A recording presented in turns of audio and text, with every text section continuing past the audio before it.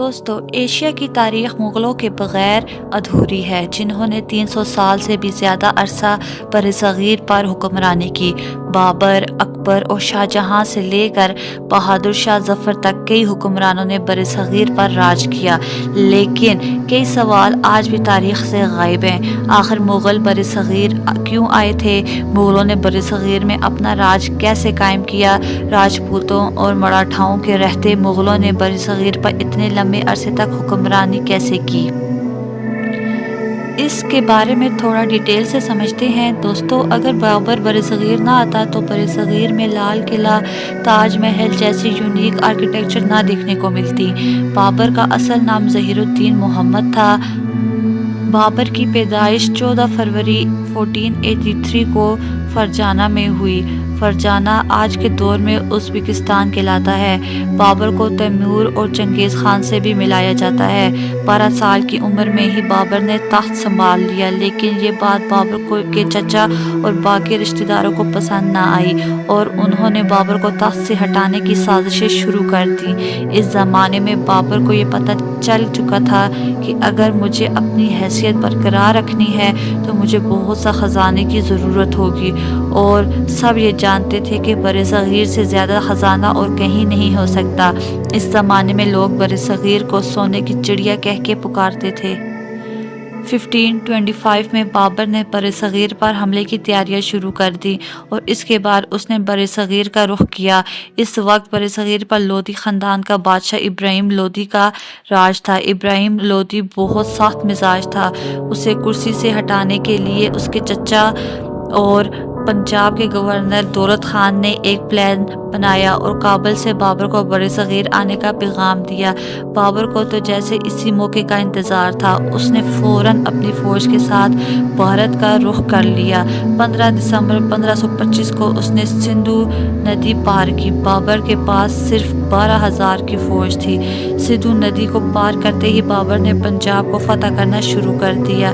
Battle of Panipat पहली जंग थी जो बरसग़ीर में लड़ी गई।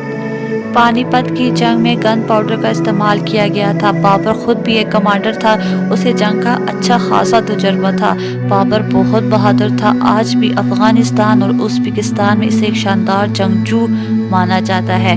बाबर ने वहाँ एक खंदक खुदवाई ताकि लोदी की आर्मी हर तरफ फैल न सके। बाबर की आर्मी में कुछ लोगों ने कहा हमें वापस लौट जाना चाहिए, लेकिन बाबर ने साफ इनकार कर दिया। उसने कहा कुछ भी हो, हम दिल्ली को जीते बगैर तो वापस नहीं जाने वाले। बाबर के पास वेल ऑर्गेनाइज्ड आर्मी थी। दूसरी तरफ लोदी की आर्मी भी दरमियान में डेरा डालकर बैठ गई। 19 अप्रैल 1526 की रात को वो अपनी आर्मी की छोटे से ट्रूप को लोदी के खेमे तक ले आया। जैसे ही कुछ फौजी वहां पहुंचे, लोदी के फौजियों ने उन पर हमला कर दिया और आधे फौजी मारे गए, बाकी वापस चले गए। इससे लोदी खुश हो गया और ख्याल करने लगा कि उसने बाबर। इसके बाद 21 अप्रैल 1526 को लोदी ने बाबर पर अटैक कर दिया। लोदी की आर्मी वहां बनाई गई खुदाई में गिर गई और बाबर ने तोपों की बरसात कर डाली और थोड़ी ही देर में बाबर की फौज लोदी पर भारी पड़ने लग गई। शाम होते ही लोदी मारा गया और उसका कटा हुआ सर बाबर के सामने पेश कर दिया गया। इस जंग के बाद बाबर को मालो दौलत मिली। तारीख में लिखा है कि बाबर ने वो सारी मालो दौलत अवाम में बांट दी और अवाम ने उसे कलंदर का लक़ब दे दिया। 1526 में 45 साल की उम्र में बाबर ने दिल्ली में मुग़ल सल्तनत की बुनियाद रखी। बाबर ने बहुत सी जंगों में फतह हासिल की, लेकिन 26 दिसंबर 1530 उसकी मौत हो गई। बाबर को काबुल में दफनाया गया। बाबर के बाद हुमायूं को दिल्ली का बादशाह बना दिया गया। हुमायूं के 3 भाई और भी थे जो इन चालों में हर वक्त लगे रहते कि कैसे हुमायूं को दिल्ली के तख्त से हटाया जाए। 1539 में चौसा में हुमायूं की लड़ाई हुई और शेर शाह जीत गया और हुमायूं को जान बचाकर भागना पड़ा। हुमायूं भेस बदलकर सिंध के करीब रहता रहा। उसने हमीदा से शादी की और मोहम्मद जलालुद्दीन अकबर को जन्म दिया।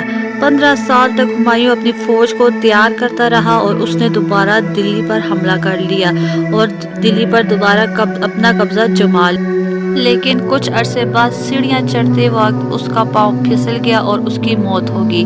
इसके बाद राजा हिमू ने दिल्ली पर हमला कर दिया। उस वक्त अकबर सिर्फ 12 साल का था اور وہ کچھ بھی نہیں کر پایا، لیکن مغلوں کے پاس اس وقت بھی ایک وفادار شخص تھا جس کا نام بہرام خان تھا، جس نے آرمی تیار کی اور پانی پت کی دوسری لڑائی میں راجہ ہیمو کو شکست دے ڈالی۔ 13 سال کی عمر میں اکبر دلی کے تخت پر بیٹھ گیا۔ اس نے بہت سی جنگیں بھی لڑیں جس میں وہ کامیاب ہوا اور عوام میں وہ بہت مشہور تھا۔ سن 1605 میں فوڈ پوائزننگ کی وجہ سے اکبر کی موت ہو گئی۔ اکبر کے بعد سلیم کے ہاتھ میں مغلوں کی بادشاہت آئی۔ سلیم بہت عیاش پسند تھا، اس کو اپنا نام سلیم بھی پسند نہیں تھا۔ اس نے اپنا نام بدل کر جہانگیر رکھ دیا۔ اس نے 20 شادیاں کی۔ مان بھائی اس کی مشہور رانی تھی، لیکن جہانگیر سب سے زیادہ محبت نور جہاں سے کرتے تھے۔ جہانگیر کے دور میں ہی انگریزوں نے آ کر یہاں ایسٹ انڈیا کمپنی کی بنیاد رکھی۔ جہانگیر کی بہت سی اولادیں ہوئیں، لیکن ان میں سے صرف ایک ہی زندہ رہا، جس کا نام خرم خان عرف شاہ جہاں رکھا گیا۔ سن 1627 کے بعد جہانگیر کی موت کے بعد شاہ جہاں دلی کا بادشاہ بنا۔ شاہ جہاں کے دور میں مغل سلطنت کافی زیادہ پھیل چکی تھی۔ اس نے آرٹ اینڈ آرکیٹیکچر کی بنیاد رکھی۔ لال قلعہ، تاج محل، موتی مسجد، دیوان عام اور دیوان خاص جیسے کئی نایاب نمونے اس کے دور میں تیار ہوئے، لیکن 1639 میں ایران کے راجہ نادر شاہ نے اس ایک جنگ میں شاہ جہاں کو ہرا دیا، لیکن شاہ جہاں کو دیکھتے ہوئے اور اس کی محنت کو دیکھتے ہوئے وہ واپس لوٹ گیا اور شاہ جہاں کو دوبارہ سے بادشاہت لوٹا دی۔ شاہ جہاں جب بوڑھا ہونے لگا تو اس نے اپنی بادشاہت اپنے بڑے بیٹے کو سونپنے کا ارادہ کر دیا اور اسے بادشاہت نصیب کر دی، لیکن اس کے تیسرا بیٹا جس کا نام اورنگزیب تھا، اس کو یہ بات بالکل بھی ہضم نہیں ہوئی۔ 1658 کو اس نے اپنے بھائی کے خلاف جنگ کی اور دلی کا بادشاہ بن گیا۔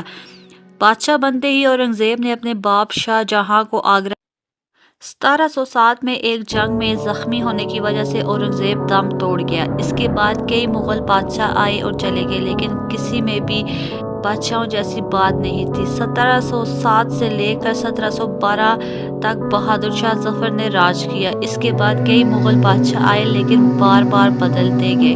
دوسری طرف انگریز علاقے پر علاقے فتح کرتے ہوئے دلی تک آ پہنچے اور اس طرح مغل سلطنت کا خاتمہ ہو گیا۔ تو دوستو، یہ تو تھی ہماری آج کی ویڈیو۔ اگر آپ کو ہماری ویڈیو اچھی لگی ہو تو ہماری ویڈیو کو لائک اور چینل کو سبسکرائب ضرور کیجیے گا۔ شکریہ۔